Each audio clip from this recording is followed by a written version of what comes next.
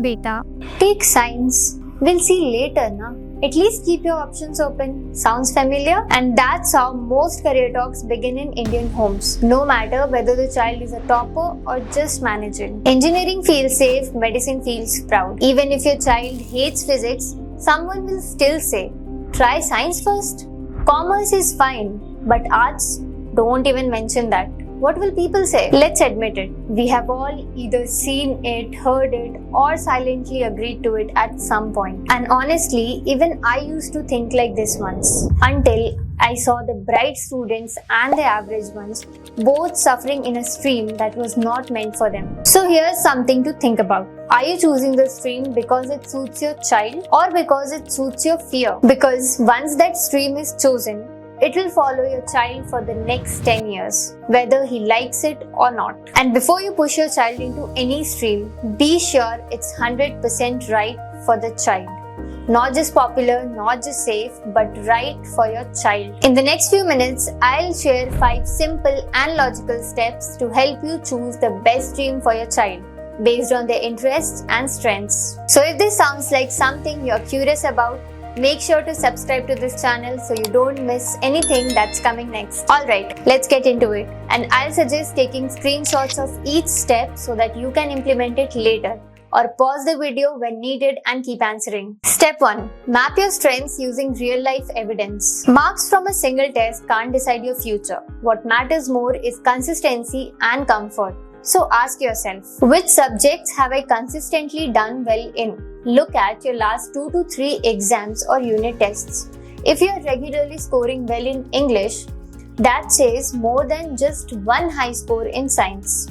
Which topics do I understand quickly, even without much preparation? For example, you may understand math formulas just by listening in class, but need an extra effort in social studies. When you help your friends, which subjects do you explain clearly?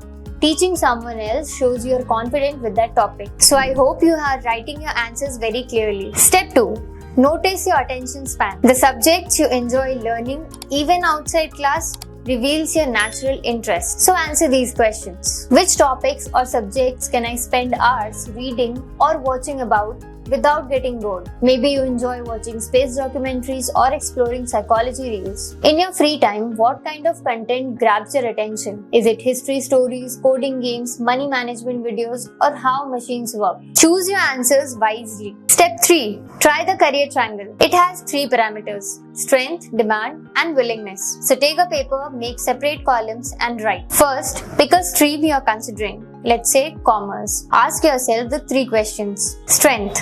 Am I good at business studies or accountancy? Do I enjoy calculations or understanding market stuff? Demand. Are there career options I'd consider like CA, marketing, finance, business, startups? Willingness. Am I okay with solving problems, managing numbers, and learning business theory for 2 to 3 years? Now, count your yes. If you say yes to 2 or more, that's a green signal. If only one yes, pause and rethink. You may want to change questions a little bit. Step 4. Try the shadow test. Before choosing a stream, observe someone working in that stream even for just an hour. How? Talk to an older cousin who's a doctor, engineer, or an entrepreneur. Watch a YouTube vlog showing a day in the life of someone from each stream. You may ask questions like, what does their daily routine look like? Do they enjoy their work? Is it creative, stressful, or exciting? Or you can even accompany them at work if possible. This will give you a glimpse of what the future actually looks like. Step 5. Take the anti-vibe test. It is a popular test used by the Finnish education. Instead of asking what you like, ask the opposite.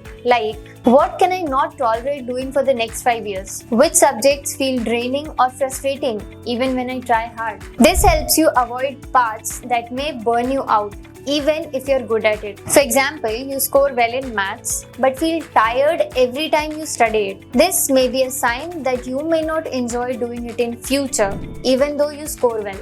Bonus step. If you're still second guessing yourself, don't just rely on guesswork.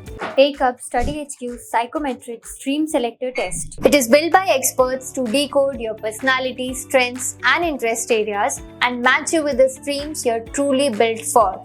No random suggestions, just pure logic backed by data. Link is in the description, and guess what? First 3 students to take it today will get it absolutely free. So you've got the full picture. Now pause this video, grab a notebook and start answering. Whether you choose science, commerce or humanities, make sure it's something you understand, not something you're told just to follow. Take your time, talk it out, reflect. And if this video helped even a little, make sure to give it a like and share it with your friends who might need it.